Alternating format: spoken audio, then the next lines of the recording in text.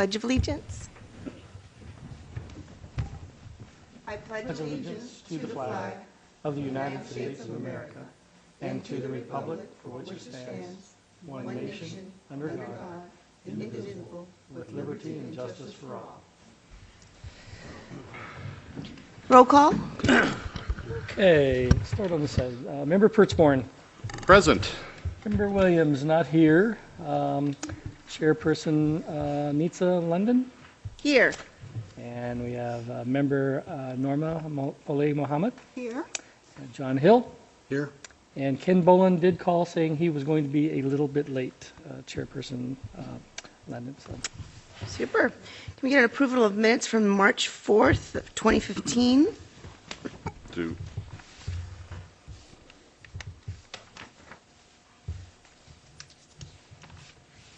I didn't notice anything much going on. No. Can I get a motion? Make a motion to approve the minutes from November 5th. March 4th. Oh, well, Do you have a November 5th on yours? oh, March 4th, okay. I'm looking at approval of minutes here. All right, so March 4th, yes, 2015. All those in favor? Aye. All those opposed? Okay, old business, we've got none. So let's go on to new business. All right, got two. Cool PZ 150302, a rezoning request initiated by the City of Coolidge for approximately 10 acres of land south of Coolidge Industrial Park, changing the zoning from agriculture to general industrial. Thank you, Chairperson and members of the Commission. This is the first item, as you mentioned. This is a rezoning request that the City of Coolidge has initiated. It involves property that's just south of the Bright International Manufacturing Facility off of Industrial Drive and Kenworthy Road. This 10-acre site, as shown on the exhibit here before you, is currently being sold to Bright International. The seller is the City of Coolidge. Bright was the successful bidder on this 10-acre site. Their plans are to expand their manufacturing process in the future on that property. Tonight's hearing is, like I said, initiated by the City of Coolidge to rezone this property from its current zoning designation of agricultural to general industrial I-2. This would basically fall in line with the zoning and the general plan designation for this property. As you can see, all of it is industrial, everything in purple. This outlying area is urban neighborhood. And so the proposed rezoning request in this area is consistent with the adopted and voter-approved general plan update. This is the current zoning, agricultural. The industrial park, as you can see, is zoned general industrial I-2. So all we're doing is extending the I-2 zoning down into this area currently. As this other property develops that is designated on the general plan as industrial, we'll come in and rezone that property later on. You'll note that most of this property in this vicinity wrapping around the city's wastewater treatment plant is currently in agricultural production. We sell effluent water to the farmer in this area for them to grow crops, and we actually, so we benefit, they benefit from the excess effluent. With that said, I'd be happy to answer any questions that you have, but the city staff is recommending for approval of the rezoning of this site to support the future development plans for the Bright International project. Be happy to entertain any questions that you have. Appears to me that's the highest and best use, and it's going to benefit us. Sounds good to me.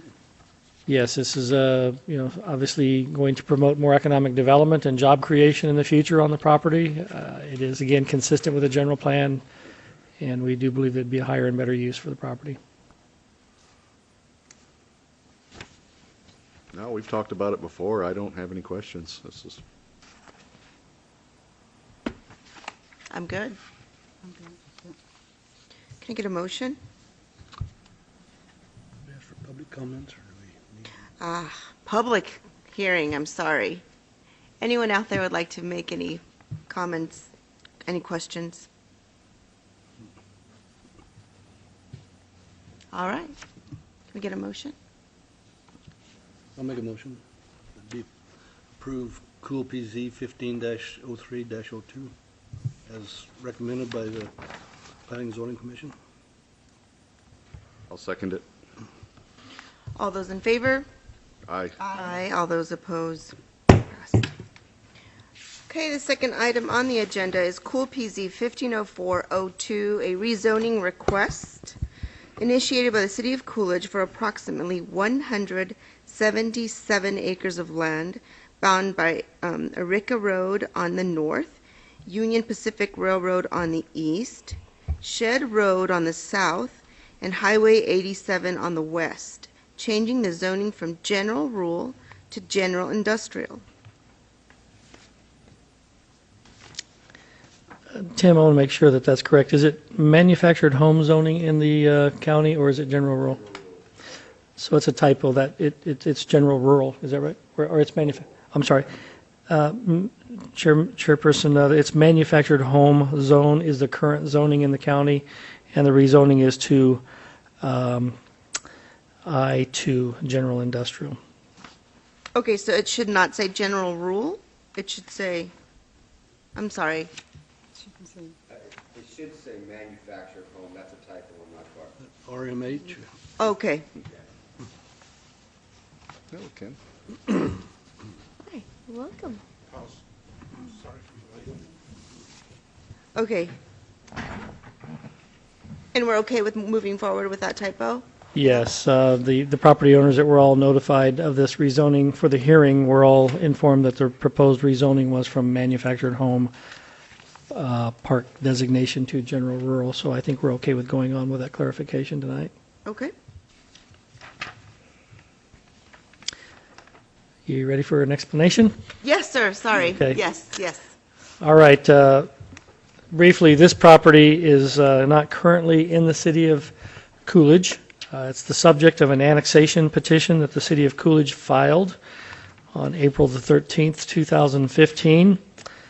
As I mentioned, this property is currently zoned in the county as manufactured home zone, and we're recommending that the Planning and Zoning Commission consider the initial zoning of this property to be I2, general industrial. Kind of give you a locational view of this property. Over here on this side of the map, everything in this kind of pink color, light lavender color, is currently the city of Eloy, city limits.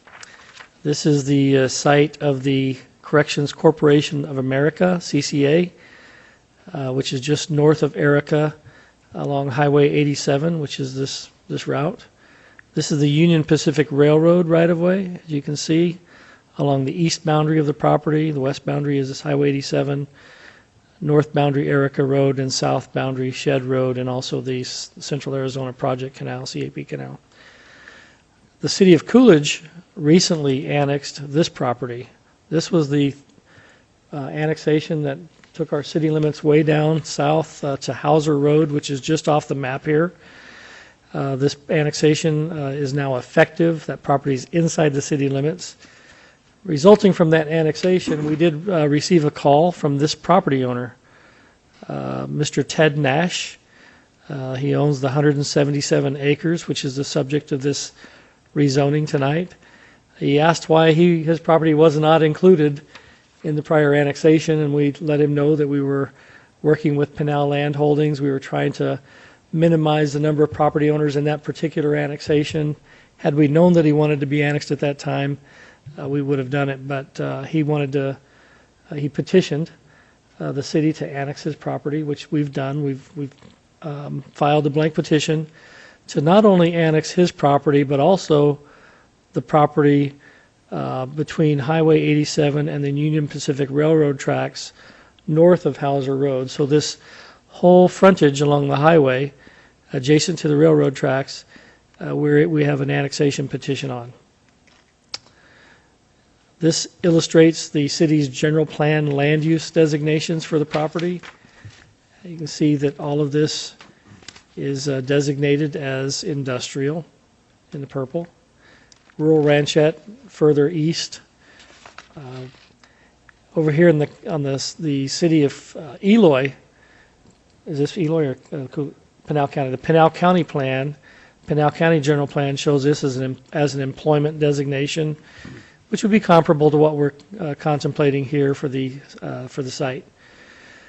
So the rezoning request before you tonight that we've initiated concurrent with this annexation filing is for heavy industrial between the railroad and the highway, consistent with the city's general plan. Obviously, your recommendation goes to council for final approval, but they won't consider this rezoning unless the property is successfully annexed. So the steps at the council level would be annexation and then the rezoning of the property. The remainder of the property that we're currently contemplating within the annexation area is primarily agricultural. A lot of it's farmed. Some of it's just tumbleweeds. Some of it does have alfalfa, but we're probably going to go ahead initially and just leave those when they come in as agricultural zoning, which is what the county currently has it. This property owner we are talking to, I think his plans are to try to market and develop the property for an industrial park of some sort. And so that's the purpose of our suggestion that we go with the I-2 zoning on it. That's kind of the history of this. With that, here's the current zoning designations in the area. This is all ag, part of the city's annexation. Much of this property is currently owned by the city of Mesa. They have an agreement with Pinal Land Holdings to purchase all of this property. Pinal Land Holdings, they have plans to develop an industrial park down here south of Shed Road and an inland port north of Shed Road, kind of just east of the railroad right-of-way, south of Erica. So the future of this property is going to be a major employment center for the city of Coolidge. Hoping that we'll see a lot of logistics type of uses in this area, as well as some manufacturing and warehousing. And then, of course, here's the manufactured home park designation in the county right now. We believe that has a much higher and better land use, being situated between Highway 87 and the Union Pacific Railroad, with a designation we're proposing for industrial. I'd be happy to answer any questions. Our recommendation is for you to forward a favorable recommendation on this rezoning to the Coolidge City Council. So, timeline. So right now it's being requested to be annexed City of Coolidge. We will recommend, if we recommend, to change the zoning. Then the council first annex and then changes the zoning. Is that correct? I'll give you kind of a annexation process 101. We're holding a public hearing on the annexation on May the 11th here in the council chambers in front of the city council on that evening.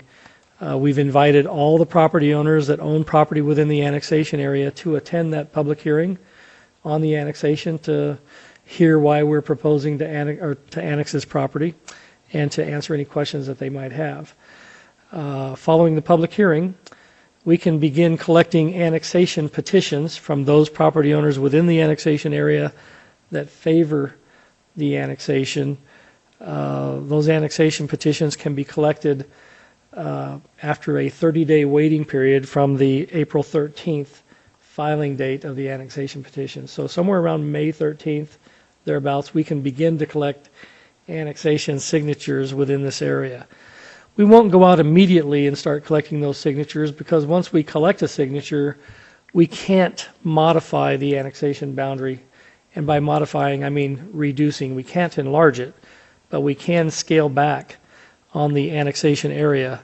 So if we have some property owners in here that don't want to be annexed, we can pull them out of the annexation area, which reduces the number of property owners that are required to sign the petition. So we can shrink it down and then start collecting the annexation petitions once we know we have the majority of the property owners that want to be annexed, that own the majority of the value of the property within that annexation area. And so once those petitions are collected and we have sufficient numbers, we go back to the mayor and council with an annexation ordinance, which is the first step for them to either approve or reject the annexation. And then if they approve the annexation, the next item on the agenda would be to rezone this property from manufactured home park to I-2, consistent with the recommendation of the Planning Commission, if that is your recommendation tonight. The other properties outside of this area would be zoned agricultural as part of the annexation ordinance because it's comparable zoning to what the county has. But because we're increasing the intensity of development, going from manufactured housing to I-2, we have to hold this public hearing because of the change in zoning, going from a lower intensity use to a higher intensity use. That's why we're having the hearing tonight. Okay? Got it. Thank you. I have a question. How many homeowners will that affect that live in that area? How many homeowners are in the annexation area? There's actually 2 homes that are in the area, just slightly off the map to the north and just off the map to the south. The one to the north we believe is vacant. It's a vacant little home, maybe part of a farm. Or it's a home on a very large lot. And down here it looks like we have a home that is occupied to the south. In all likelihood, we're probably going to take that home to the south out of the annexation area. So the majority of this property that the city will be annexing is vacant land. And we may very well take the other home to the north out of the annexation area as well, which we can do. We can shrink it. We can't enlarge the annexation area. Tonight, I can tell you that we've had some property owners that have called us about the annexation, and we're seeing some support for the annexation. So what this does, it ties in very well with the last large annexation. It brings the city limits right up to the highway frontage between the railroad and the highway. This property will be opened up potentially for economic development and industrial activity, especially if they can bring in a rail spur on this side of the railroad. It can really open up a very nice industrial park along the Highway 87 frontage. And our city limits boundary down here currently is only 4.5 miles off of Interstate 10, which puts the city of Coolidge in the game when it comes to industrial prospects that are looking for close proximity to the interstate.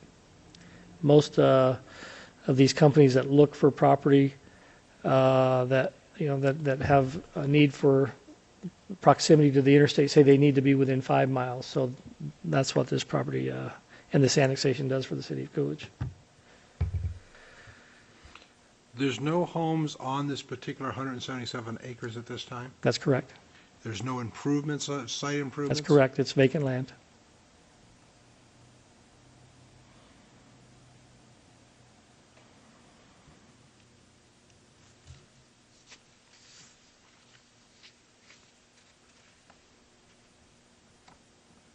Now, Director Miller, you mentioned that we've got letters of support coming in about the annexation. Has anybody sent a letter in to the negative? Have not received any letters to the negative. I can tell we have this property owner that it petitioned. I mean, he's the one that asked us to consider the annexation. I had a phone call with 2 other property owners to the north that have both expressed an interest in being annexed. Tim had a conversation with an individual that owns property immediately north of this property that wants to be annexed into the city of Coolidge. There are probably 4 or 5 other property owners that we have not heard from yet. Again, we can take some of those out if they don't want to be annexed, and we can annex just the ones that do. Or we can go ahead and annex as much as we can, providing that we have the majority of the property owners representing the majority of the value. We can take somebody in if they don't want to be annexed, because in the annexation statutes, the majority rules. Once we have the majority, we can forward the annexation ordinance to council for approval.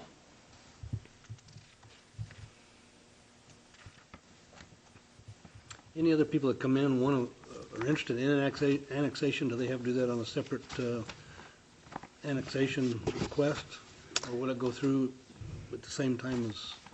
If somebody else wants to be annexed, At this point? they'd have to be a separate annexation. We've already filed this annexation petition, so we can't increase the annexation area. It'd have to be a separate request, separate filing.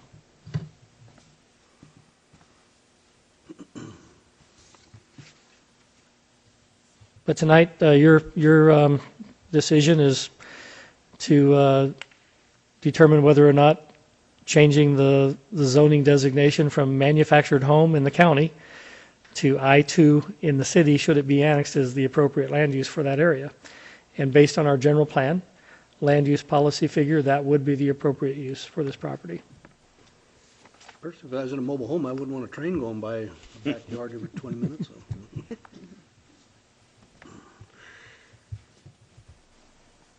Is there anyone in the public that would like to make a comment? Do we have a motion? A motion to approve Cool PZ 15, is that 3 or 4? 02. 4. 15-402, as proposed by the commission. Is it -302? Is that a typo, Tim? -0402. Okay. -03-04. No, it's 15-04-02. 402. I think the staff report shows 03. It's just another typo. Used 03 twice. That's okay. So it's 04. 04. I'll second. All those in favor? Aye. All those opposed? Motion passed. All right, the third agenda point tonight would be to review a city code as it relates to RV parking within residential zones. Let's discuss.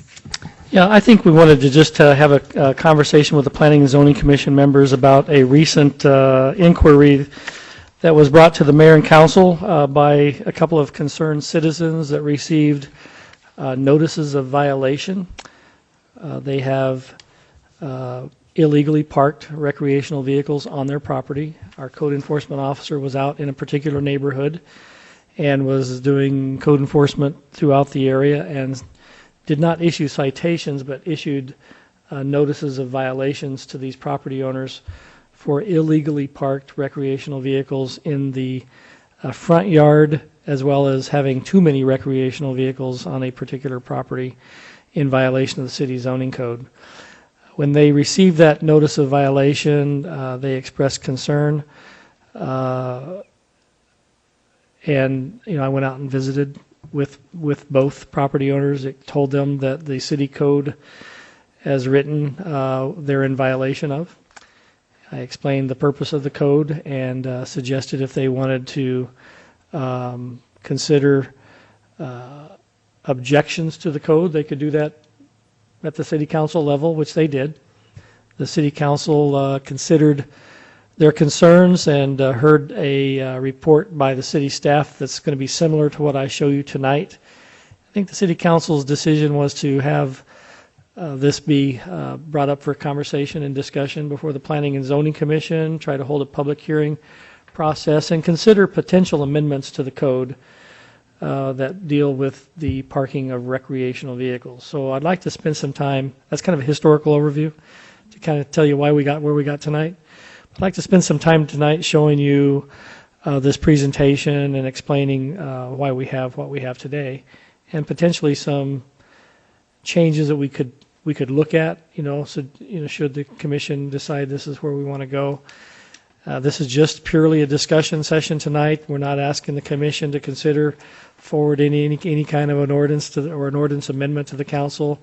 We'll probably have a meeting or two to discuss this further should the commission want to direct some changes to the council on the code.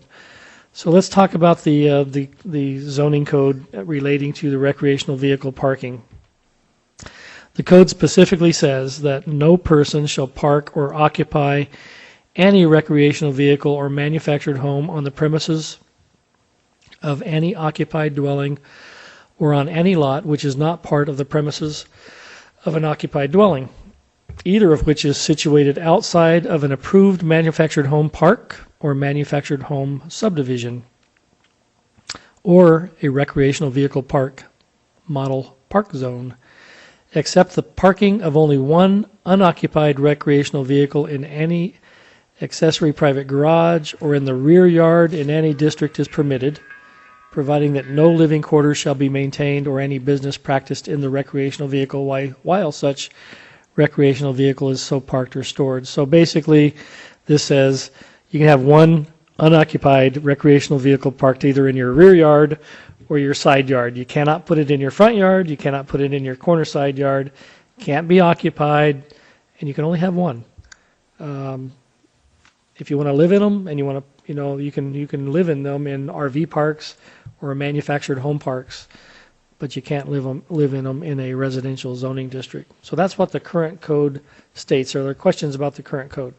I don't see where you said side yard, and I don't see side yard mentioned. It says, It says in the rear. it says in the rear yard in any district is permitted. It has nothing to say about side Let's see, yard. we got this over here. If you look at the material that we sent to you, let's see. Under recreational vehicle parking restricted.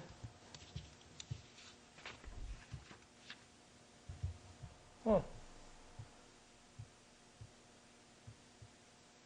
I mean, it's quite common in the city of Coolidge to have an RV parked on the side of a property or in the rear of a property. The exception would be is when they're parked. I'm looking at that, and it doesn't say side yard. I was thinking that it did. Tim, do you you remember where it says side? It doesn't, it's just rear yard? Okay, so that's something that, it's just rear. Sorry about that. How would you, Which is pretty, it's kind of uncommon. Usually a side yard is appropriate, but in our code, it's only rear.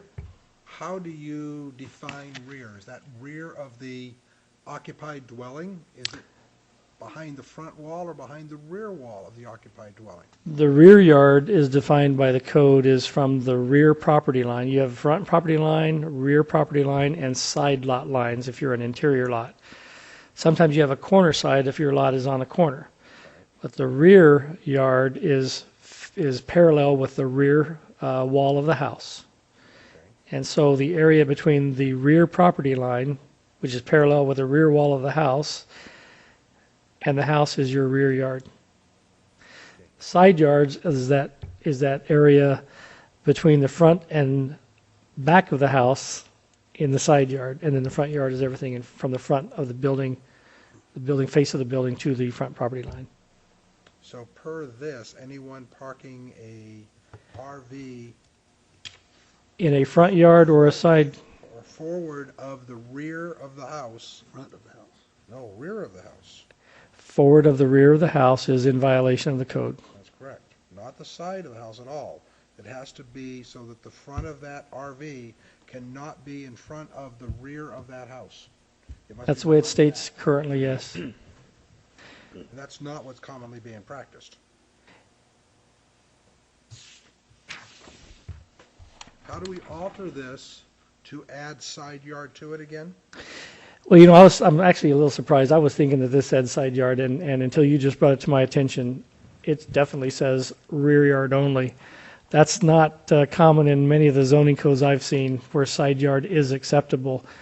Corner side is not. Let me look at another area of the code here while I've got it, if you just give me just a second.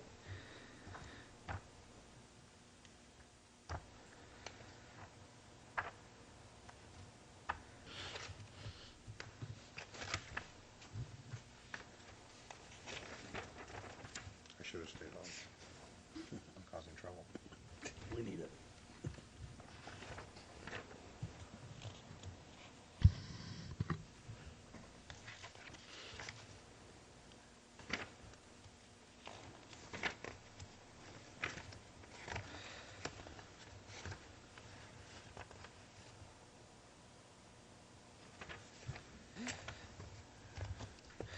Yeah, this section that we're referring to is section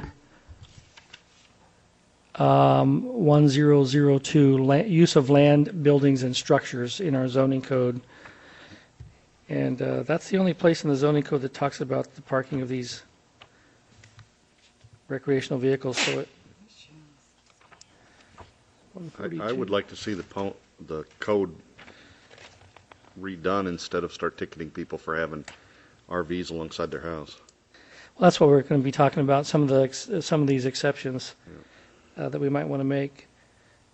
We're just looking at one area here real quick. I don't believe it's being enforced at this time, but I think it should be altered so that the enforcement officer has correct information of what the city's intent is.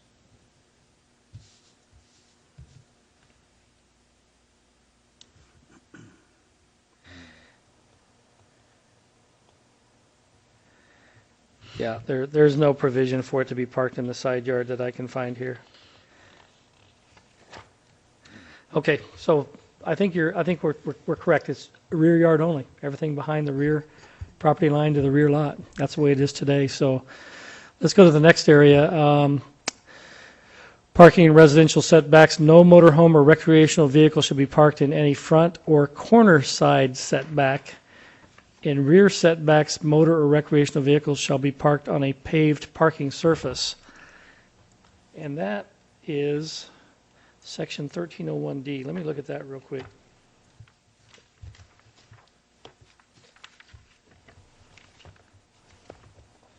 Yeah, that paved thing. I was going to say, that's a whole other bill. Yeah, seriously. And this is current code in the city of Coolidge that you're showing me now? Yeah, it is. This is right out of the city code. This is Article 13. This is their off-street parking requirements. And if you go to 1301D, and so here's a discrepancy in the code. I think that's where I got my side yard is okay. Earlier, it says parking in residential setbacks. No motorhome or recreational vehicle shall be parked in any front or corner side setback. In rear setbacks, motor or recreational vehicles shall be parked on a paved parking surface. Now, if you read this, it would almost imply you're allowed to park it in a side yard, but not the corner side yard. It doesn't say that. You could imply that, but that's not what it says. So It's- therefore you can't. And it also, It has to be paved. now it has to be paved. So In the for rear side yard. In the rear yard. But it does say, in here, it does say parking in residential setbacks. We have basically 4 residential setbacks: a front yard, a rear yard, a corner side yard, and an interior side yard. Where in the case of an interior lot, you have 2 interior yards, and you don't have a corner side. But this says you cannot park a recreational vehicle you cannot park a recreational vehicle in the front or corner side yard. And it says in the rear yard it has to be paved. But it doesn't say you can't park in the side yard into this section. This section, but it does in the other one, so. In the other one, it doesn't say, the side yard is silent. It doesn't say anything about side yards. But it singles out the rear yard. It does state the rear yard It states only. only that parking of only one unoccupied recreational vehicle in accessory or private garage or in a rear yard in any district is permitted. It doesn't say that it's permitted in a side yard. It also doesn't say it's not permitted. Well, that's where the argument would stand, right? You must be a real estate agent. You are the coolest ring ever, seriously. So I guess there's some gray area in this code, and I think we need to kind of address it. So I think we need to make it more clear. I mean, you can see that we're having a little discussion about how it can be confusing. I think we need to make it clearer about where they can be parked. I think it's an appropriate thing to discuss. There are other things in the city zoning ordinance that probably should be further evaluated that have caused some confusion in the past outside of recreational vehicle parking that we'll have to address in the future. But we'll start with this one. So this is what this section reads. It's right out of the parking ordinance. And then if we talk about the purpose of the zoning codes, the purpose is to protect the public health, safety, and general welfare of the community and the people of Coolidge through the establishment of minimum regulations governing development and use of land. These regulations are established to promote orderly development and redevelopment, to provide adequate light, air, and access to property, to prevent overcrowding of land and undue concentration of structures by regulating land, buildings, yards, and density of population, to provide for compatibility of different land uses, to provide for administration of the code, to provide for amendments, to prescribe penalties for violation of the regulations, and to define the powers and duties of the city staff, the Planning and Zoning Commission, the Board of Adjustments, and the City Council in relation to the code. So that's really the purpose of our zoning code. Again, to promote the public health, safety, and general welfare, and to prevent the overcrowding and to overconcentration of the land. Some would say that, that these types of regulations take away individual liberties and property rights, but a person's right to use their property ceases when it begins to infringe upon somebody else's peaceful enjoyment to reside on their land. And that was really the land use, the landmark zoning decision, the city of Euclid versus the Ambler Realty Company that established zoning, years ago. Your right to use your property ceases when it begins to encroach or infringe upon somebody's right to use theirs. You've got all kinds of things. You got setbacks, you got height restrictions, you got Yeah. area restrictions, you got parking restrictions, it all comes with certain restrictions, and people either abide by them or you're going to be in a mess. And Correct. Once you allow it, and that's what's happened around here, it's happened so long, people say, well, nobody's done it for 30 years, we've gotten away with it, so why do it now? And to me, that's the wrong attitude, especially if you're trying to clean up a community and make it look nice. My problem, I don't want to interrupt here, but we're trying to bring in some industry, trying to get people attracted to our town. And if they come in and they look, the people that are going to bring in a small industry of 5 or 10 people possibly, they're going to bring their wives and their families. And they're going to drive through and they say, well, is this a town you want to live in? And they look at some of these areas, and I've got people coming in, you're in the real estate business, they come in and they say, well, I don't know, I think we're going to drive on. It's not attractive. It's run down in most places. There are some nice places. But if we don't do something about it and then bring back an attitude of trying to, gosh dang it.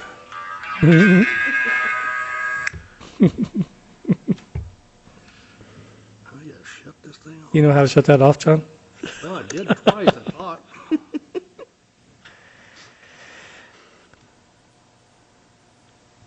No, all good points that you're making, Member Hill. We are working hard. That's why we do code enforcement. We're working very hard to correct some of the poor images in our community based on what's relevant in the code, what the code is. As we do this, people can get a little upset. So how many, well, you didn't write violations, you just wrote letters. We wrote letters, notice of violations. We didn't issue citations. And so throughout the whole town, or was it just certain streets, or how did that work? We have one code enforcement officer that also acts as an animal control officer, so shares both duties. Generally, we don't have somebody that can go out all over the town all at once. I mean, this is a large area. Oftentimes, she'll get a complaint in one particular area about something, and if she notices several other violations, she will kind of sweep through that particular neighborhood and issue several letters to property owners for violations that she observes. In this particular neighborhood that she went into where these property owners had illegally parked RVs, there were others that had illegally parked RVs that actually brought theirs into compliance by parking them in the rear yard. Weeds, junk vehicles, vacant, boarded up buildings or buildings that are vacant with broken windows. We're constantly going after those problem areas in our community and asking property owners to do their part in cleaning those properties up. If they don't, we can clean them up and file a lien against the property. We've done that in the past. The city has torn down a number of uninhabitable structures throughout the city in recent years. The city council funds about $50,000 per year for demolition of those vacant structures that we place liens on. We may or may not ever recover those liens, but they are placed on properties. But the real benefit is to rid those eyesores, to provide opportunity for redevelopment of those lots, to improve the overall image of the city, and that's what we're trying to do. I've got an idea or suggestion, but I think we need to have a campaign of some sort to motivate people, to get them interested in wanting to change and to upgrade, to follow some of the rules for aesthetics as well as some of the other issues. But I think some plan or some idea that we could get people kind of jumping to the other side and said, yeah, it is time we do something. And Well, there's a lot of areas around the community that are eyesores. I would say that there are a lot of very well kept houses in the city. People that take a lot of pride in their home and in their neighborhood, and so we have a lot of that. Some of those neighborhoods primarily are ruled or governed by HOAs or homeowners associations that have their own set of rules and standards, and they're out there self-policing those neighborhoods to make sure that property owners are complying with codes that oftentimes are more rigid and stringent than what we have in place as a city. We will not go out and enforce those private covenants, conditions, and restrictions if they're more rigid than the city's code. We will if they are, violating our code. But if they're more rigid than our code, we allow. That's between the homeowners associations and property owners. One case in point, as I was visiting one of the property owners about his violation, I asked him. I said, you have to be the record holder for the number of RVs in your yard, and I'll show you a picture in a minute. I said, are these all yours? And he said, no. Several of them belong to family members.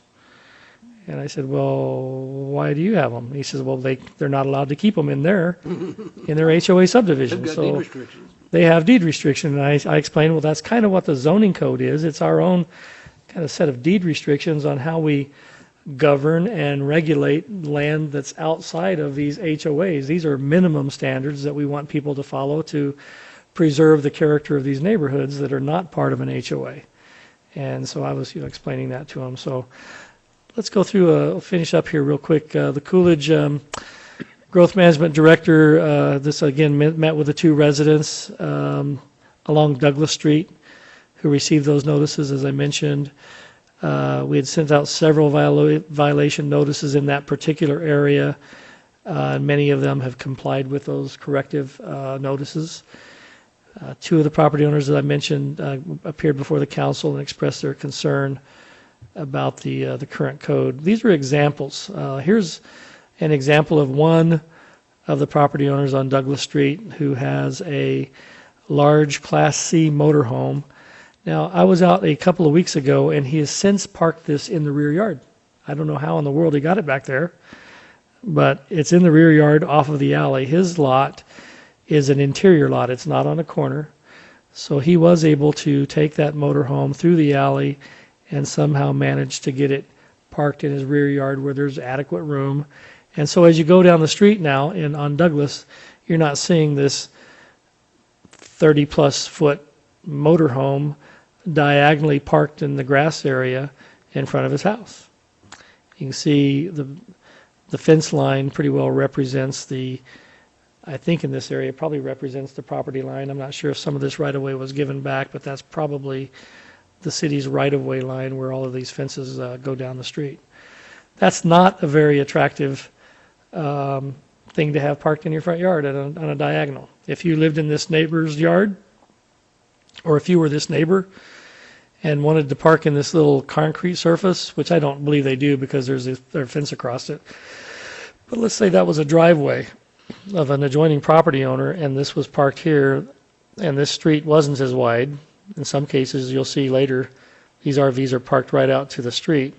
You wouldn't be able to see backing out of your driveway if a car was coming or not the other way, or if a kid rode their bicycle or ran out into the street from this side and you're going down the street, there's no sight visibility around these vehicles when they're parked like that.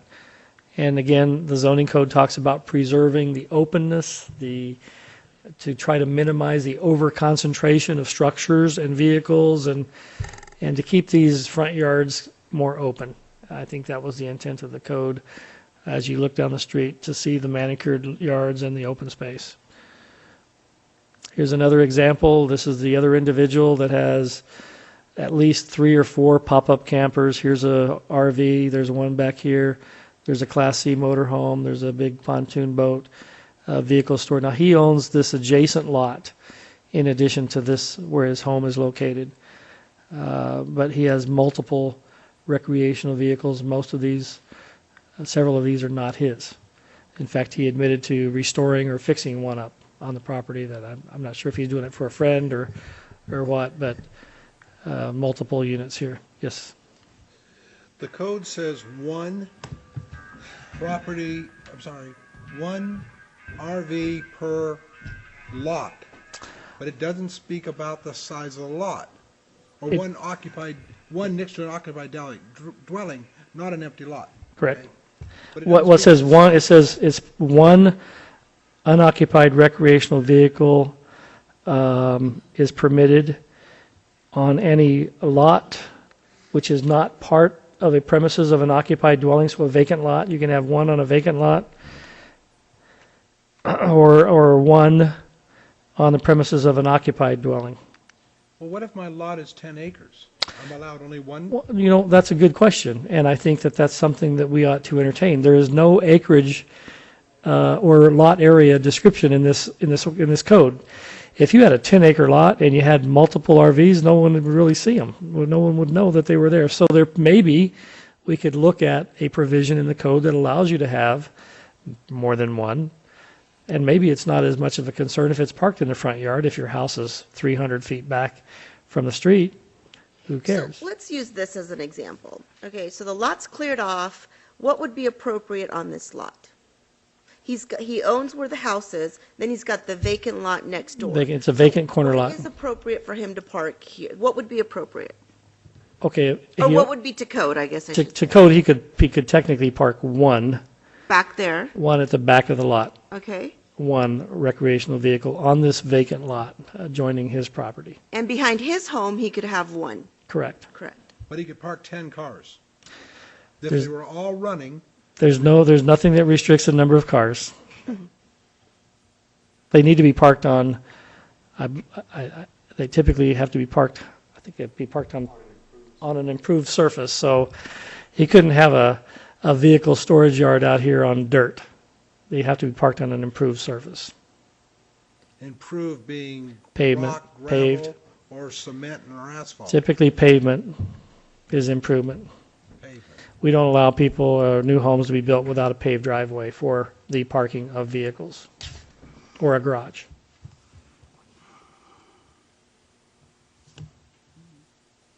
I agree with everything you said. Well, it looks like there's going to be a lot of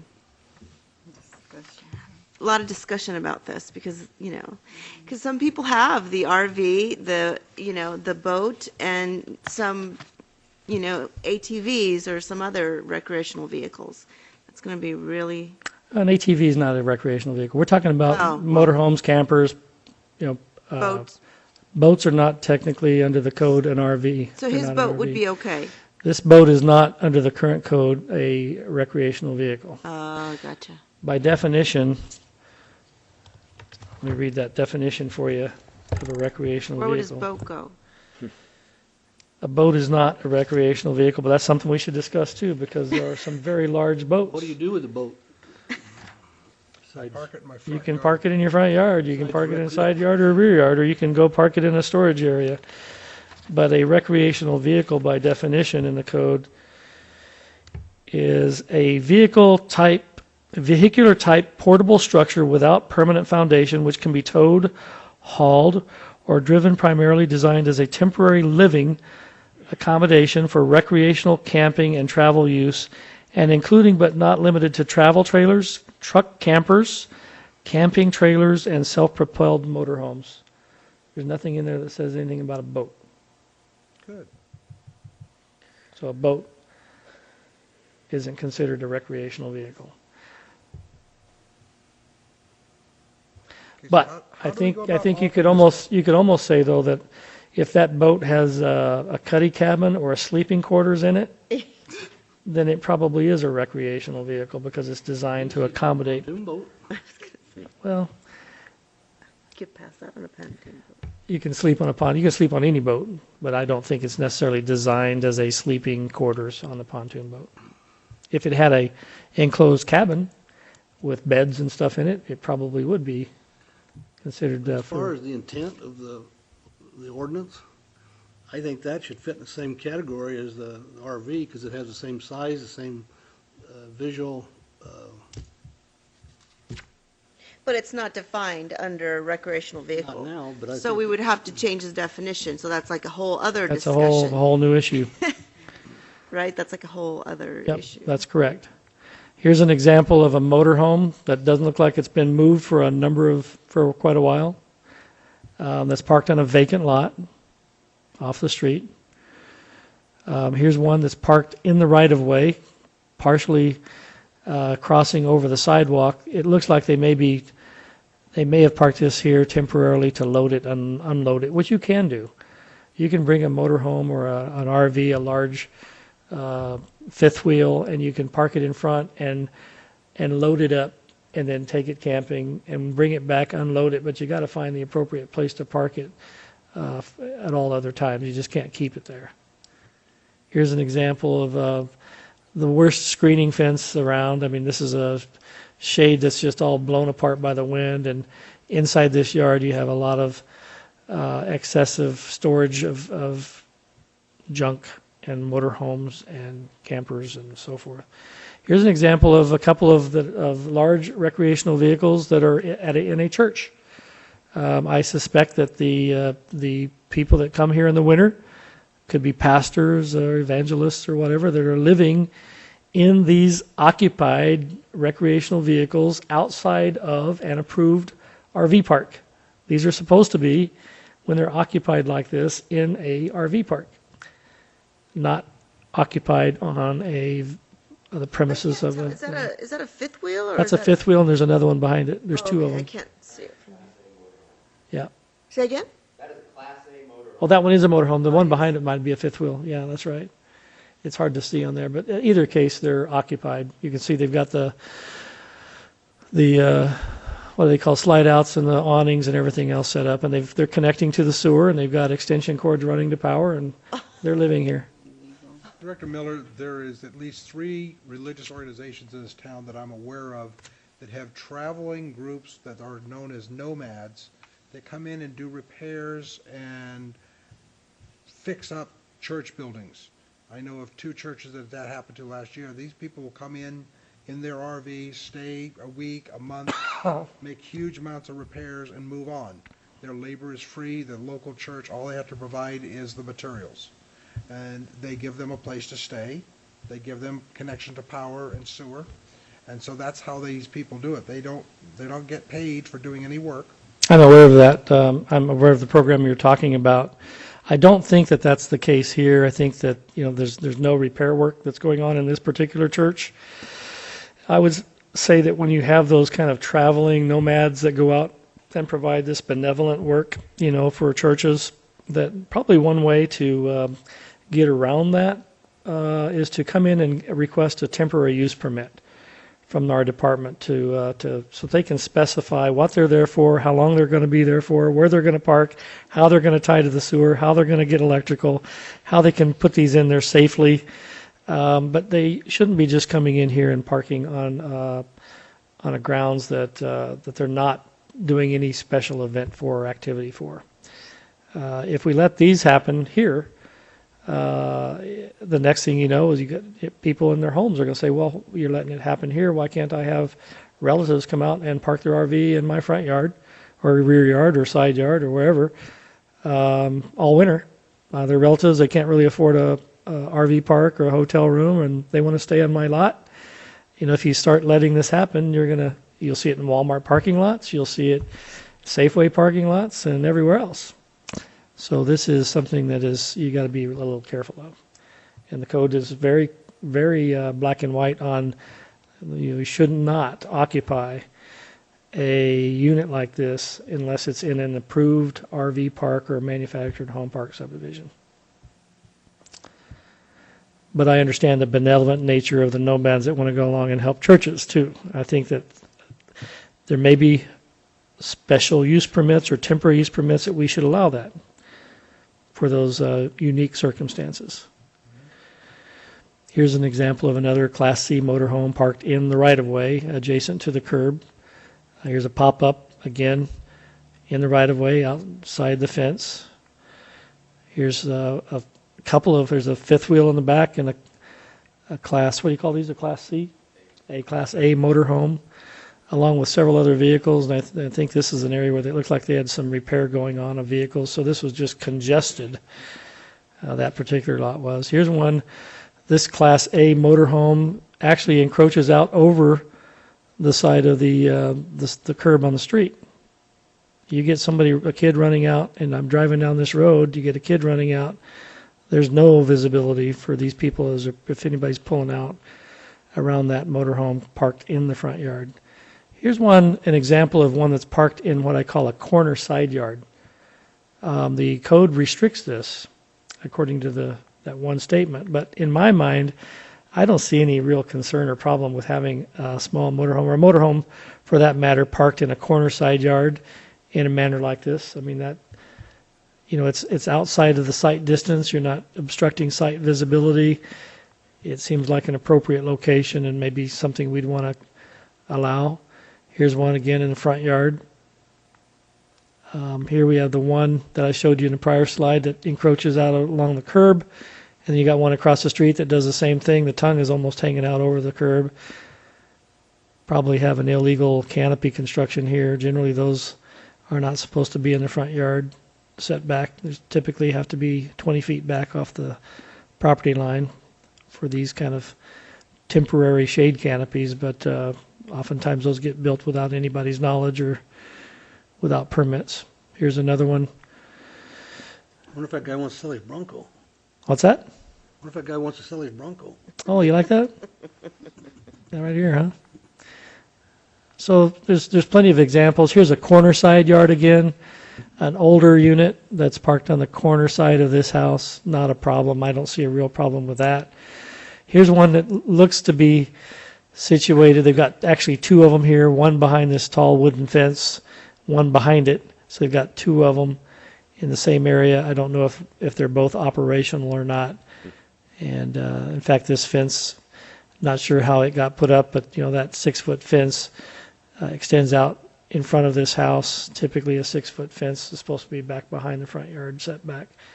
That's okay. Another couple months, you won't see it for the weeds anyway. Yeah, I know. And truthfully, that's worse. I mean, and we're going after those types of violations all over town. These weeds right now, if they haven't been cleaned up, are probably all brown and a major fire hazard in our community today. We have sent out many notices throughout the community asking people to clean up these dry weeds and grass. And you'll see some of that going on along the boulevard right now. We've seen some just north of the police department. Mr. Sonny Lee, who passed away recently, his property's been cleaned up. And there's several others starting to clean up theirs. So it takes some time, but we appreciate it when people start recognizing that that's not only a visual problem for our community, but it's also a fire hazard, concern for public safety. I think this is probably a pontoon boat underneath the, which under our current code is not currently a recreational vehicle, but that is a very large pontoon boat structure parked in the front yard. Here's an example of a larger lot. The house sits well back from the right-of-way. This is, you can see the lot's really wide. A Class A motorhome off to the side doesn't have nearly the impact that you have when you have somebody parking one diagonally in the front yard on a really small lot. So when you mentioned Member Boland, maybe some consideration for the larger the lot, maybe more discretion, but that is, a good example of a comparison. Of course, in town, we have commercial storage facilities for people to park their recreational vehicles. Now, these are pricey. I went over and talked to the owner of this, and I think they're charging somewhere around $100 to $110, $15 per month for the shade canopy to park these recreational vehicles underneath.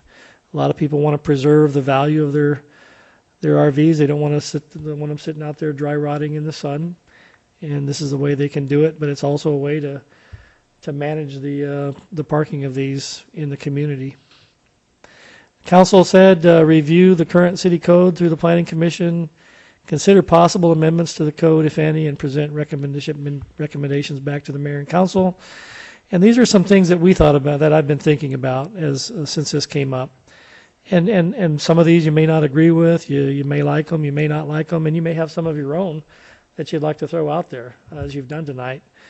Possibly allowing RV parking in the corner side yards, provided the RV is located behind the required 20-foot front yard setback.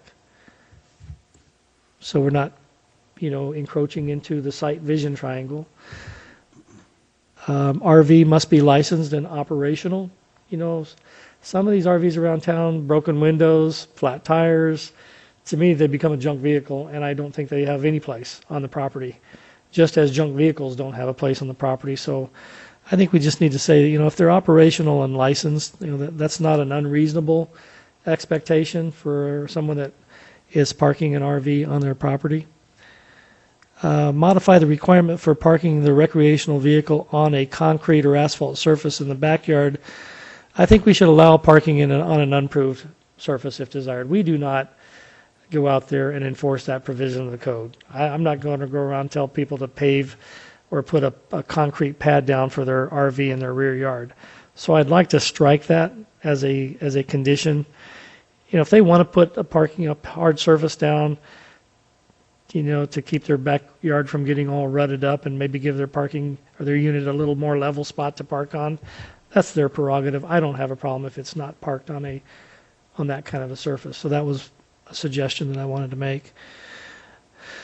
It says no more than one RV on a residential lot that is less than, and I put here how many square, when you mentioned square feet, I was thinking maybe we come up with a square foot requirement that allows them to have perhaps more than one if they have a lot that's big enough to accommodate more than one. And I don't know what that number is right now, but that's something we could look into potentially. If you've got a 1 acre site, what's wrong with that? Having maybe a pop-up camper, a Class C motorhome, maybe even another recreational vehicle of some sort. So the bigger the lot, the more room, the less impact, and perhaps the less, the more allowance for the RVs. Consider encroachment into the required front yard. If you wanted to, if some people really don't have much room in the backyard, maybe they can park it on the side or corner side. Maybe you consider a slight encroachment into the front yard of no more than 50%. So if you've got a 20-foot minimum required front yard, perhaps you let the RV encroach into the first, or the 50% to 10 foot of that front yard. So you'd have no RV that was closer than 10 foot to the front property line if you had a 20-foot setback. Now, Director Miller, isn't that in direct conflict with the first one? On this one here, Yes. this is corner side yards. We would, yeah, you're right. We'd have to make a provision that allows you, again, these are all ideas, but Right. if we did that change, we'd have to go up here and allow you to do the 10% within the front. Right. You're correct. One thing you could consider no changes, leave it as written. But I think we're seeing that there's some concerns about the way it is as written. Consider removal of all regulations on RV parking and let people park wherever they want, however they want. And I don't know that that's a solution either. So, but that's kind of what's going on today. And as we start enforcing it, and I'm not saying that we haven't enforced it. I'd hate to say that our staff hasn't been out there responding to these, because they have been. But not until recently were we getting people, providing some feedback and kind of objecting to us being out there asking them to do something that they felt that they could do on their property without any government involvement or whatsoever. They felt it wasn't the government's place to tell them what they can or can't do on their property. But that's what zoning is. And then Any other ones? I mean, these are just some things we came up with, but I know there may be others that you have in mind that you'd want us to consider. I'm open to any suggestions here. As we go through this process, we may have other ideas that come from the public, about what we might do or not do on these. We hear typically when we're out there doing an enforcement action, you hear from the people that are being affected by our enforcement. You don't hear from the people that are going to feel the effects of a change in the code that might allow somebody to do something next to them that hasn't been done before. And so we got to be careful of code changes, because if we are too lenient and people can start doing these, and keep in mind, a lot of our neighborhoods won't allow this at all. You can't even park an RV in a lot of subdivisions in Coolidge because they have their own private CCNRs that restrict it.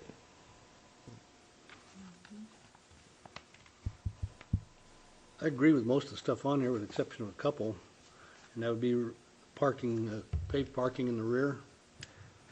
I think we could lift that, not make that a restriction. Well, that's what I was talking about, lifting that. That's what we want to do. And then with the square footage there, having more than one, I would say probably a half an acre, 20,000, 22,000 square feet. So if they could have one up to 20,000 square feet, they can have another one for the additional 20,000 square feet. Yeah.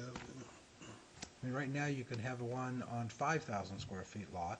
You can have one, because that's what, 5 to 7 is what most of these lots are. It'd be really hard pressed to get one on an interior lot in the rear yard on a 5,000 square foot lot. That's correct. I don't know how they'd possibly do that. But if they could, you're right, they could today. If they have a 1,000 square foot house, they got 4,000 square feet open dirt. And the front yard is 30 by 50, so that's 1,500 Usually square their feet. setbacks are so narrow, they can't get them on there on that size of lot. Unless they have an alley, and we're talking about most of these subdivisions, that are outside of HOAs have alleys, but But there our are some that, HOAs all allow pop-up trailers as long as they're below to go above the height of the fence in the rear yard, in the rear yards, or in the side yards, behind the fence. behind the fence. Okay. But if they've got an RV gate, as long as it can be a boat, it can be an RV, as long as it stays below the height of the fence. And the RV, and the HOAs will even grant them the right to raise the height of the fence. But not more than 6 feet, because that's our code doesn't let you go more than 6 feet. In Martin Valley, there's one that's higher than that, Shouldn't be. by permit, and they have a permit for doing it. Huh. Well, I don't know how they did that, unless they got a variance. They may have got a variance. I know they got one from the HOA, and they said they got one from the city as well.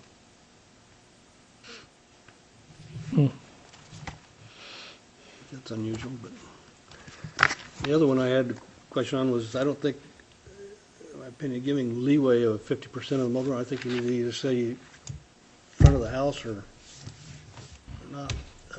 So not in the front yard, is that what you're saying? Not at all in the front Once you yard? start doing it, they say, well, it's 60%, it's only 70%, what are you bothering me for? I mean, you leave yourself open to people taking advantage of it, and I think if it's... I personally, I kind of think that's a good, I like that, not having these in the front yard. But I think we can be permissive if you're fortunate enough to have a corner side yard. You can put it on the corner side. That one I didn't have a problem with, but the one on consider encroachment into the required front yard by more than 50%. You have a concern about that? What about the side yard? We kind of blew over that. I mean, the code apparently, Commission Member Bolin appropriately spelled out that our code doesn't allow side yards. I think you should allow it. I definitely think so. Now, a lot of the homes along, say, Padre Quino and that area over there, you couldn't put it in the backyard if you tried. So the only place you could pull something like that would be beside the house. Coda Ranch allows it in their subdivision. Los Albalas allows it in their subdivision. Both those subdivisions allow motorhomes or RVs to be parked next to it. Country Villages also allows that. So there's 3 subdivisions that are currently allowing that to happen.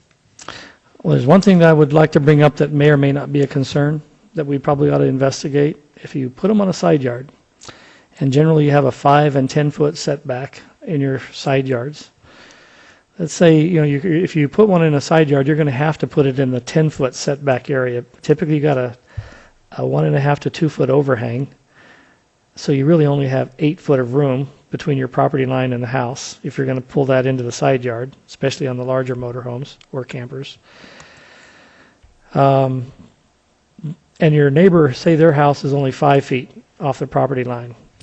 Then you've got a large Class C motorhome or a trailer within 5 feet of the neighbor's house. What happens if there's a fire? That thing catches on fire. You have very little room between the house and that. I mean, we're talking about a structure again. These are structures that can catch fire. And if they did, is there enough defensible space between units in the side yard? That's something I'd like to get the fire department to kind of weigh in on. People can park a car and the car could catch on fire. I mean, they can put other things in their side yard that can catch on fire. But I'm just saying that that's one thing that it would do is it would limit the defensible space for fire protection if you put them in the side yards.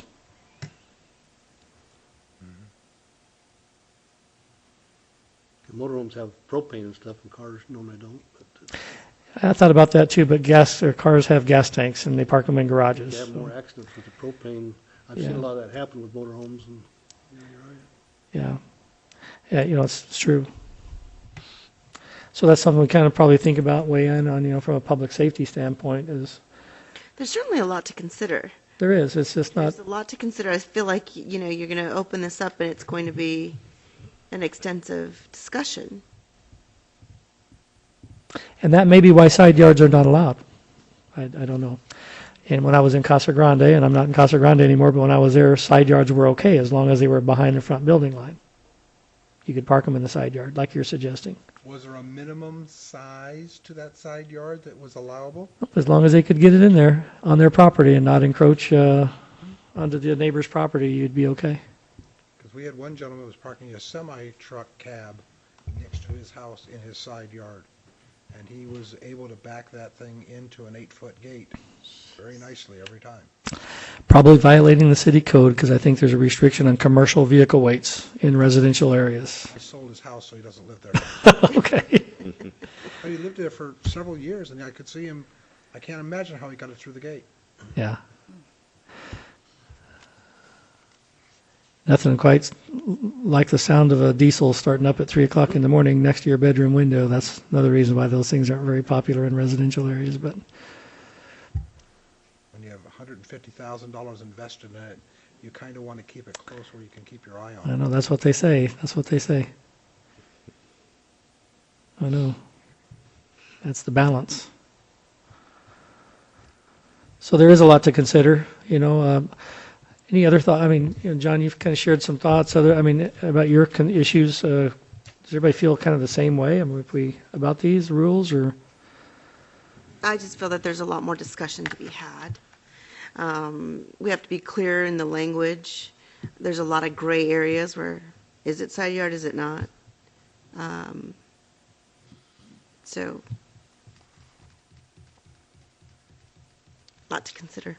Yeah, I think, and I think we'll have a couple more meetings like this to kind of work our way through it. I think I'd like to spend some more time looking at other zoning codes, some of our neighboring jurisdictions and other best examples of communities and how they deal with this. I don't think ours is a lot different than other jurisdictions. They're pretty restrictive.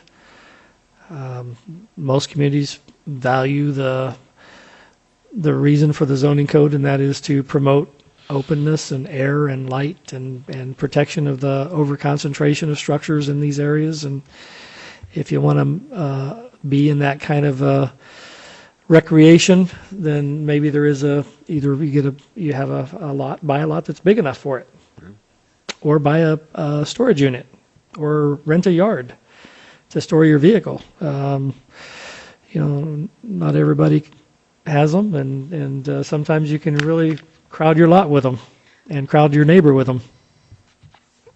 And I also think that along the lines of what was mentioned earlier, some sort of campaign, I think that sometimes as residents, as property owners, we get lost in that I own this, I could do whatever I want, but we forget that the health and safety of our neighbors, of our community, of everyone else, it gets lost in, this is just mine and I can do whatever I want. Well, if your RV is parked and I can't see my child running out in the street and he gets hit, whose fault is that? Is it mine for letting him run out? Is it yours because the car couldn't see him because your RV was parked there? It's just, in the end, it's a tragedy, but the health and safety is our number one priority.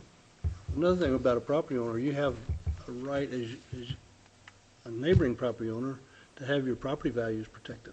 And if somebody's going to do something beside it, it's going to hurt your property values. It's a costly thing, and that's a violation to you. So sometimes there's not the consideration that there should be, but they think, well, I'm doing it, but that's okay, and don't mess with me. But you're involving other people, and just the consideration is important. Yes. Not only that, it brings down your property value if it's, not, if it's too much junk, around your property. You're not going to get the best value for it. Correct. But having said all that, and I know that we only have one code enforcer that serves as a pound Animal control. animal control.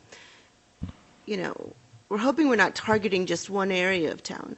If No. we're doing these violations, then we're going to do them across the board versus happens to be in a neighborhood, I see these things, we're going to sweep through, and it almost seems like we're targeting a neighborhood. Yeah, we're not. I want to assure the community and the commission members and everyone maybe watching tonight on TV is that we're not targeting neighborhoods. We will go out in a particular. In fact, what was really interesting in code enforcement, it takes a very talented individual with personality to be a code enforcement officer. We have a good one, but when you go out and do a code enforcement citation or a notice of violation to someone, oftentimes the person who's receiving that notice will give us a list of violators all over town and say, I'll fix mine when you go out and get everybody else, and that's just how they kind of come across. Our police department does not catch all speeders. They go after the person that they're able to get on radar or whatever, and they're issued a citation. But we are out there. We're not doing selective code enforcement, and it really doesn't. We don't care who it is. If my mom lived here and she got a citation, I'd say, fix it, Mom. It doesn't matter who you are, what you are, who you know. If you're in violation of the city code, my job is to enforce the city code or to bring the code to your attention and the council's attention if it's unpopular and change it. I don't want to be in a position of selective code enforcement. I'm not going to do that. And that's why I brought this up to the council. I asked them to come to the council. If we aren't going to support the enforcement of this code, let's get rid of the code. It's not fair to impose it on some and not all. And so that's kind of what we're trying to do, is come up with something that's a reasonable compromise potentially that allows some but still preserves the integrity of the code and the preservation of property values and rights of others. You look at the Constitution up there, we talk about, it's to ensure domestic tranquility and to provide for the common defense, promote the general welfare of the public, and protecting our own liberties. But we're talking about also using government to promote the welfare and to promote tranquility in our communities, and that's what that Constitution is about too. Not just about individual liberty, but community liberties and how we all work and live together. So do you have a timeline, or do you have anything outlined yet on?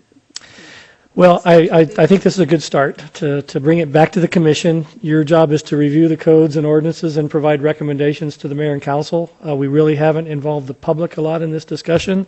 Hopefully, with Joey's being here tonight, he can address some of the things that we've talked about. And I would, at the next meeting, I'm going to be more open to inviting the public that might weigh in on one side or the other of this and offer some input.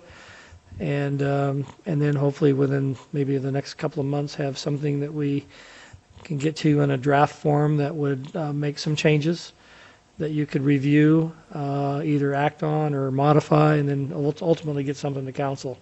I'd like to get that, that's kind of how we'd kind of go about doing this. I think along gonna take with some time. this, we might come up with some options. People say, well, I don't have any place else. I don't, I've got 2 motorhomes. What do I do with them?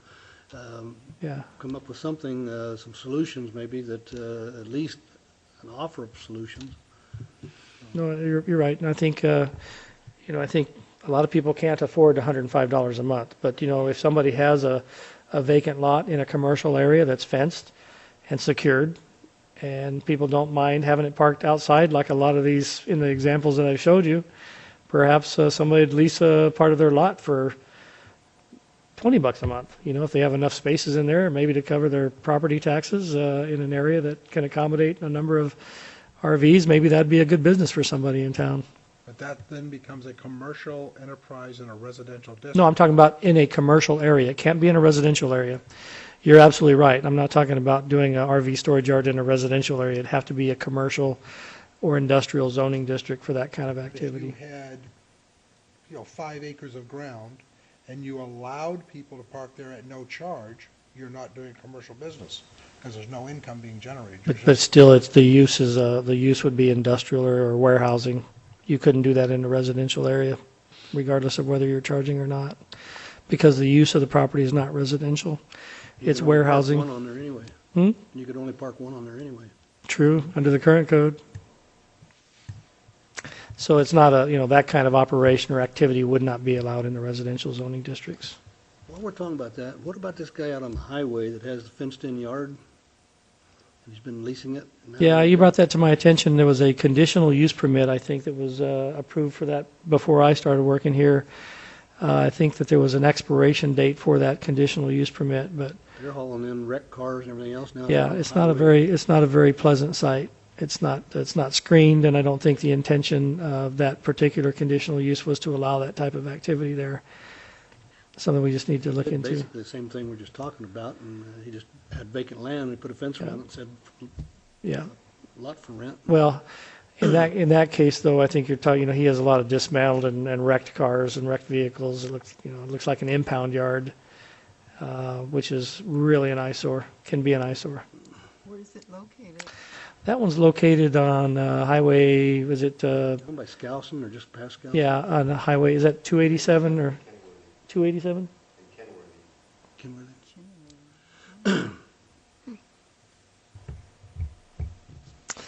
I made a phone call the other day to the county code enforcement down south of Stinger in the Randolph neighborhood. There's somebody that's put up a fabric screening, and there looks like they've got a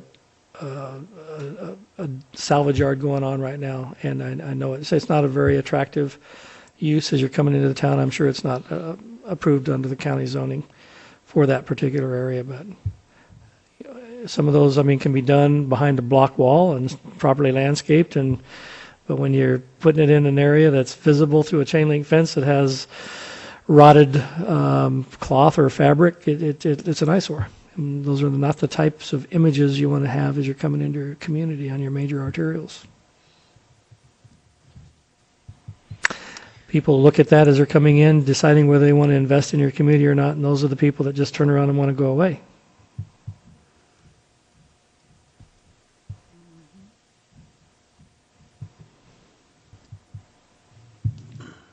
So we'll get more information from you. Yes, we'll continue to work on this. Anything else? I appreciate the discussion and the homework, and feel free to call me if some ideas pop up. But we'll next month we'll have another conversation. We'll invite the public to come and share their thoughts and ideas, and hear some more from you. Gives you 30 days to kind of look into it some more. We'll continue to look at other codes and maybe start to refine it and come up with some kind of a draft. Okay. Start a beautification campaign. It is. Code enforcement is beautification. Get the public in on it. We used to have a town cleanup campaign every spring and every fall, I think, where we invited as many people as possible, and mostly civic groups joined in, to just pick up litter throughout the city. And that, at different times, was very successful. It's a great program, and maybe one that we should consider re-implementing. You know, they have adopt a street programs where people will go out and adopt a mile of street within the community. They have the adopt a highway program along the state highways. But we could maybe start an adopt a street, a local street program that are, you know, for streets that are not on the highways. What about taking an area, a few blocks at a time, put a couple dumpsters out, and maybe for 2 weeks, 3 weeks, and maybe give out plaques or something for the most improved, or a beautification plaque or something, you know, for an award for the person that you can see the most improved from. Get them involved somehow to where they receive something, and get them, you know, wanting to. You know, if they say, "Hey, we can finally do this," and the wife says, "You know, I've been asking it for years. Now's your chance." And finally, something starts to happen, and people are, you know, jumping on board. I don't know. It's somehow to get them motivated. All good ideas.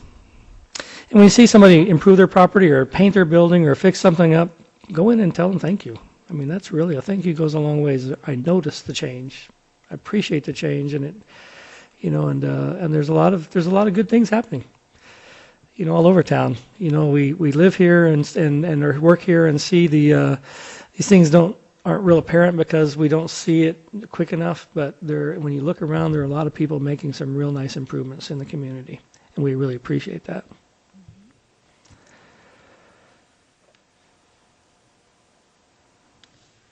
Okay, that's it. That's the end of mine. We good? Can we move on to reports of the chairman, growth management director? I don't really have anything new to report other than, you know, building activity's been a little bit slow. We did get the plans in for the, just reviewing them, for the First American Credit Union that's going to go in the old Dimitri's. We also have, I expect any time now to get a full set of plans in on the McDonald's. Haven't seen anything on Circle K. I'm not sure what the holdup is there. But we are seeing some single-family residential permits, not very many, but we have a new home going up on Walton and, was it 3rd? What did I say? Did I say first? What did I say? I'm sorry, I should have said Pinal County Credit Union. Sorry about that. I'm not a member of that credit union. I'm a member of that other credit union that I mentioned, so slip of tongue. The Pinal County Federal Credit Union. On TV. I know, sorry. Let's see what else. You know, some single-family residential construction, working really hard at the airport. One of my responsibilities is overseeing the operations at the airport. I was just at a conference in Lake Havasu, an Arizona Airport Association conference, learning about the Federal Aviation Administration requirements and the Arizona Department of Transportation requirements for grant funding, and learned a little bit about lighting. We are going to be lighting in our next grant at the airport, runway 1735. The bids are going out, and the plans going out to bid for lighting specialists to do that particular runway improvement. They have scoped LED lighting, which is going to be really low maintenance, and it'll save us in the long run, and more energy efficient, and brighter lighting. So that'll be a nice improvement at our airport. Let's see, what else? Anything else? Joey? One more question, Rick. We talked about it before, but the cars for sale along where McDonald's is, Yes. I know that issue is going to go away pretty soon because they're going to build, but what about getting the property owner himself to give you authority to police that? You know, I don't think the city has a code on the display of vehicles for sale. I don't know of one. Some cities do have codes that say you cannot park a vehicle for sale on any. Property owner himself says, Yeah. I don't want to. Well, they can enforce it themselves. Yeah, I don't know that they can come to us and tell us to enforce something on their private properties that's not, you know, against the code. So I think if we're going to really put some teeth into our code and prevent people from lining up a bunch of vehicles on private property, that's really between the private property owner and the people that are on their property. But we could go in, and the council or the planning commission council could do a code that prevents people from parking these cars all over in these areas that are intended for customers, rather than displaying used cars for sale. Along those lines with McDonald's getting their improvements and the Pinal Credit Union, and now, with the recent move-in of the tractor company, that traffic in that little area is certainly going to increase. Is there any traffic studies or anything that's going to move forward in that little area of that corner of Caroline and the boulevard, or is anything talked about or looked at for the safety of, I know a child was hit just the other day after he had got off the bus, right in front, right on Caroline. Just wondering if there's any talk or anything that's going to go on with any kind of traffic study or anything that might improve the flow of traffic there. I'm not aware of any traffic studies that are being contemplated. I know the Arizona Department of Transportation was evaluating the McDonald's site plan.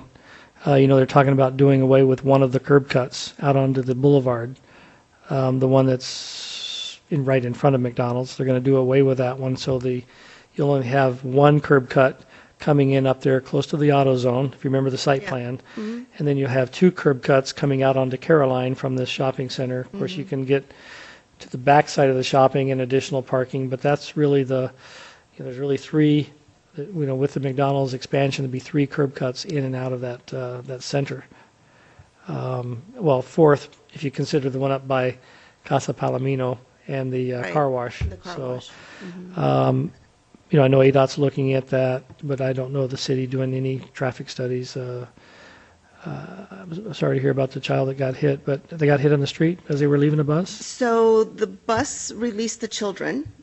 Bus drives off.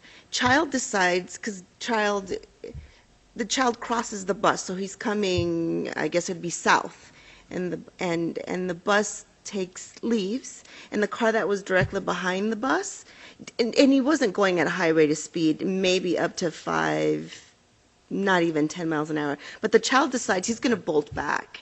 So unfortunately, the child was in the wrong, but it's still a terrible situation in that the car, hit him, and the child was stunned, and everyone was called. Fortunately, he wasn't hurt, but he was transported away. But I'm just wondering, not only that, but I just see much more traffic there. My parents live on Caroline, and I'm just noticing a lot more traffic and just a lot more congestion. More than when Safeway was there? I mean, Safeway was the use that was prior to Tractor Safeway Supply. was there, how many years ago, though? It was a ton of years ago. But when you look at this retail and store. I can't compare it Yeah. because I didn't live here then. Right. So I can't compare that traffic to what it looked Right. like now. So I'm certainly not comparing it. I'm just seeing what Yeah. just the congestion. And I'm sure now with the credit union coming in, I mean, it's great. I'm glad they're going there, but you still have residents that live. There's still some, single family homes that are on Caroline. Yeah. Point well made. Not sure that any special studies are being done to address, the impacts of the addition to the McDonald's. When you look at the overall parking requirement and circulation plans, ADOT will weigh in on it because of the changes to the curb cut on the boulevard.